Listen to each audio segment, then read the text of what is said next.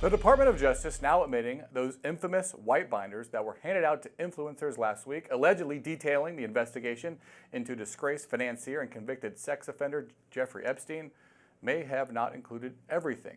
That document dump was widely mocked for its disappointing contents, with influencers and members of Congress all voicing their frustration. Now, Attorney General Pam Bondi telling Fox News host Mark Levin over the weekend that she was misled to believing she had all the investigative-related material. Bondi said she found out from a whistleblower that the Southern District of New York has thousands more pages that were not handed over to her. She says she is requesting additional information through the FBI and vowed that Americans would see the full Epstein files. We are less than 2 weeks until a possible government shutdown, and leaders in Congress say there's been little progress on negotiations to avoid it. Top Republicans now say they want a clean bill that maintains government funding at current levels through the end of the fiscal year in September. But that move almost certainly requires bipartisan support, and that leads to major questions about whether a deal can be reached before the March 14th deadline. Joining us to discuss this and more, Michael Schnell, congressional reporter here at The Hill. Michael, the clean CR idea has a few problems. One of them is that hard-right Republicans in the House hate CRs, as do the Pentagon and its supporters. They say it continues wasteful spending and does not allow for flexibility that they need.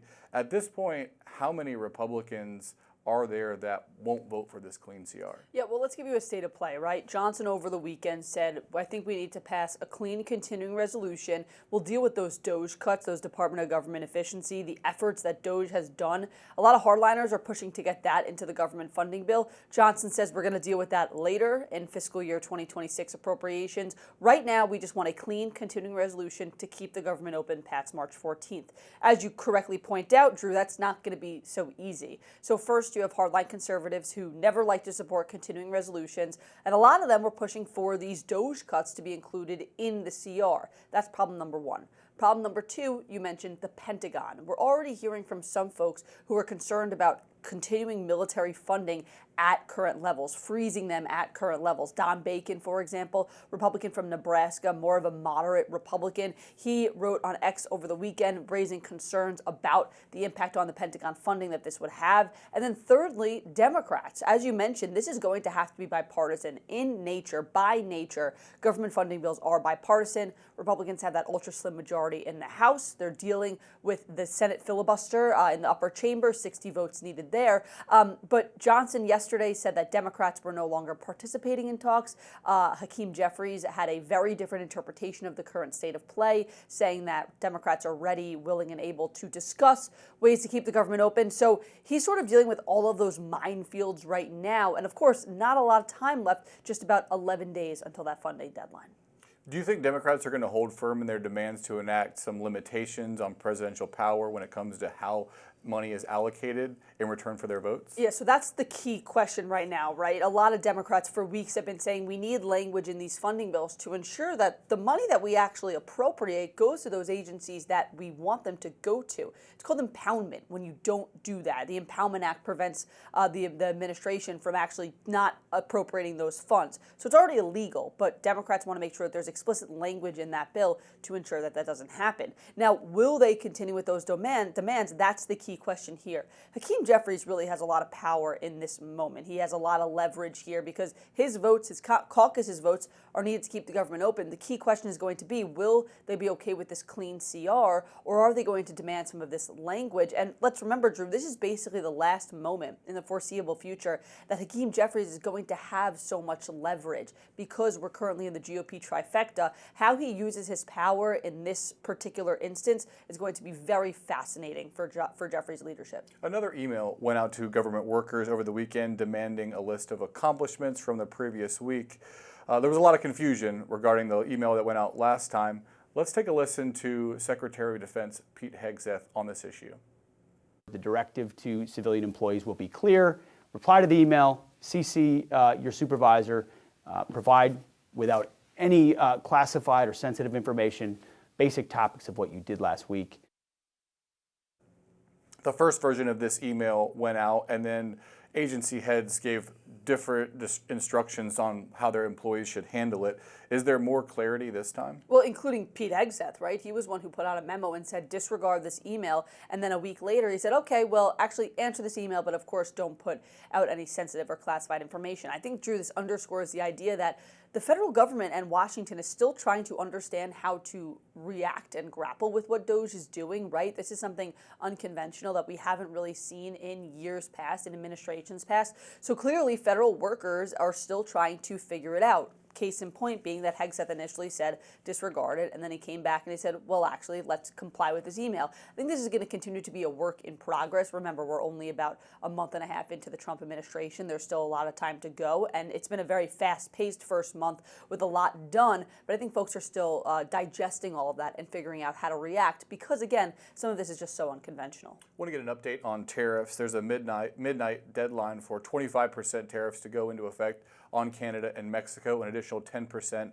on China. Trump has been saying that he's taken this action because of the flow of fentanyl into the country. Commerce Secretary Howard Lutnick seemed to be hedging a little bit over the last few days over whether or not these tariffs are actually going to be imposed.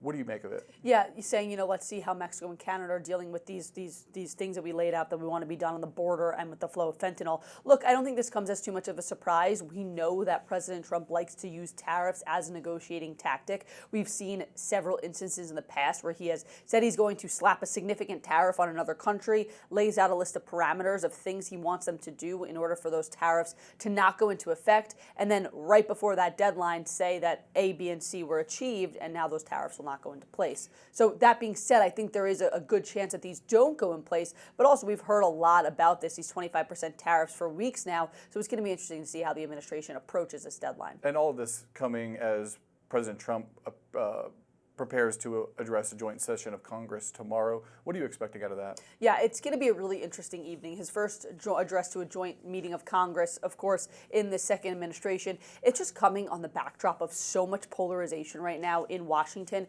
Folks are still reeling and reacting to that Oval Office meeting on Friday between President Zelensky and Trump that got very contentious. That meeting got a lot of pushback from Democrats, but also some Republicans. That's A. We're also seeing, again, Washington react to DOJ and everything it's doing and the controversy that has brought on both sides of the aisle. And then, of course, the government shutdown deadline. I don't think Donald Trump wants a shutdown in his first 100 days when it's supposed to be the most productive of his administration. So with all that being said, that is all on the backdrop of tomorrow's speech. It's going to be a fascinating few minutes. And Alyssa Slotkin, the moderate Democratic senator from Michigan, delivering the Democratic response. It'll be interesting to hear the messaging from both of them. We'll leave it at that. Michael Schnell, thanks so much. Thanks, Drew.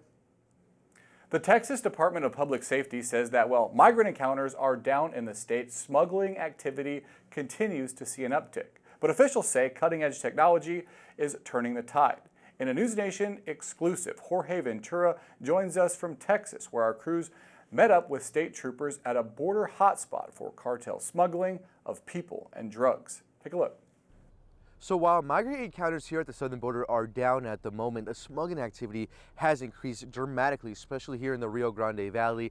Now, we got the opportunity to go embedded with Texas state troopers in Roma, Texas, right on the border. It's a hotbed for criminal activity in that area. And right across from us on the Mexican side, we can see cartel scouts patrolling the border on foot in vehicles and also using their own drones to monitor the movements of Texas troopers and Border Patrol agents. These cartel scouts are looking for weak points along the border to smuggle migrants. Now, we did notice Texas State Trooper Sergeant Guadalupe Casaveras deploying his own drone into the air to begin monitoring for any potential smuggling activity along the banks of the Rio Grande. Shortly after, Casaveras did spot a cartel scout in the bushes who just crossed the river on the American side. As you can see on your screen, that cartel scout wearing camouflage clothing, trying to blend in with the bushes. Right now, he's actually looking for U.S. authorities to make sure the migrants that he's about to smuggle are not arrested by authorities, but he has no idea that the eye in the sky is watching his every move. The cartel guy then brings up two migrants from the bushes and makes a run for it into the residential neighborhood. Those migrants were likely either headed to a vehicle waiting for them on the American side or a stash house. The migrants do believe they just made it into the U.S. undetected by authorities, and for the smuggler, he believes his job is finished. Troopers monitoring those drones do communicate that information back to Border Patrol agents on the ground who were patrolling nearby, and the pursuit is on. The migrants notice a Border Patrol truck that is headed their way and try to make a run for it, having no idea that they were being watched the entire time. Border Patrol agents then rush to the scene. They were able to arrest a female migrant. Several other agents jump into the bushes attempting to chase down the cartel guide and a male migrant who were making a run for it to the Rio Grande. The guide and the migrant can be seen jumping into a raft. Another cartel scout was waiting for them in that raft. It was a close call for that migrant and the cartel scouts, who did escape arrest and paddled back to the Mexican side. But for the female migrant, she wasn't so lucky. She was quickly arrested by Border Patrol agents with the help of Texas DPS drones. Authorities were successful in stopping these individuals from arriving at any potential stash houses or vehicle waiting for them on the American side.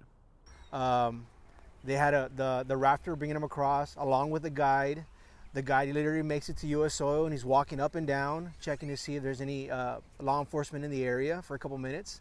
And then he literally goes back once it's clear and starts bringing his people that he's trying to cross. So it's an overall operation for them on their side. Casares telling News Nation that Texas DPS drones, which are equipped with heat sensors, play a crucial role in deterring and stopping human smuggling on the border, all working in coordination with U.S. Border Patrol agents. He escorted them to the area in the neighborhood. They ran through the neighborhood, and that's when we were able to relay, our drone operators were able to relay to U.S. Border Patrol, and they were able to intercept those two bodies. That was a first-hand look at the cooperation between troopers on the ground and Border Patrol agents when it comes to stopping those smuggling attempts and preventing those individuals from making it further into the country. This also comes with another challenge. Now, cartel scouts are also crossing into the U.S. and stealing surveillance cameras placed by Texas DPS troopers and crossing right back to Mexico. And these cameras play a crucial role as well. They're placed in strategic areas for smuggling, so when individuals do cross illegally in these areas, those cameras send an alert to troopers who then could go to that exact location and arrest those individuals crossing illegally. Here are a couple photos of cartel scouts crossing into the U.S., stealing those surveillance cameras placed by Texas DPS troopers and crossing right back to Mexico. Those cameras are also important when it comes to securing the border. Here's a new video from Texas DPS of individuals crossing into a private ranch in Uvalde County. There were cameras placed on that ranch, and that then sent an alert to troopers who were able to then go to that exact ranch, to the exact location, and then arrest those individuals. Now, Texas DPS says they are asking the public for any information leading up to the arrest of any cartel scouts from Mexico crossing into the U.S. and stealing those cameras. We'll send it right back to you. News Nation's Jorge Ventura, thank you. The ongoing measles outbreak has now spread to at least 9 states according to the CDC.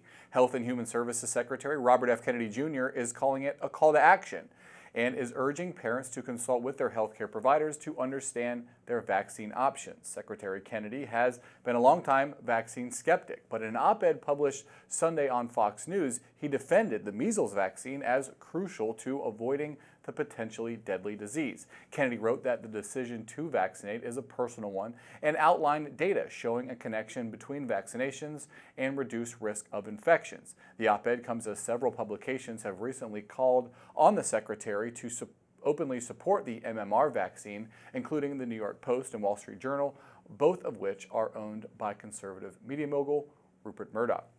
That's today's Daily Debrief. I'm Drew Petrimo. Be sure to like, share, and subscribe to the Hill's YouTube channel, and come back here soon for the intersection between politics and policy.